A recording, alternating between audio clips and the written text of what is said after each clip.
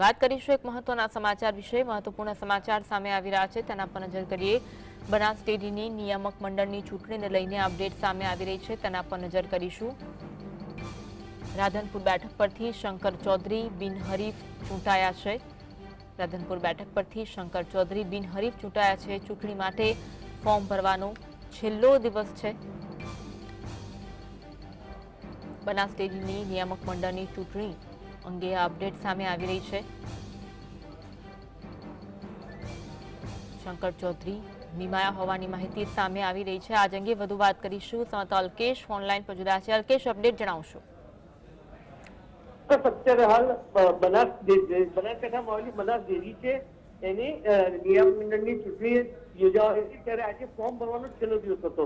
ત્યારે વડનગર બેઠક જે કહેવાય, રાધનપુર તાલુકાની વડનગર બેઠક, શંકરભાઈ ચૌધરી જે અધ્યક્ષ છે એમને ફોર્મ ભર્યું હતું અને લગભગ 3 વાગ્યા સુધી એમના 3 સેટ રજૂ થયા હતા, કોઈએ બીજા ફોર્મ નહીં ભરતા।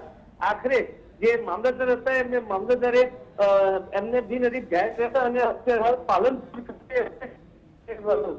મંડળી છે ત્યાં ફોર્મ મૂકી આપ્યા હતા। આમ જે રાધનપુર 13 નંબરની બેઠક ઉપર જે શંકરભાઈ ચૌધરી એ બિનહરીફ જાહેર થયા છે। જી જી, આભાર માહિતી આપવા માટે।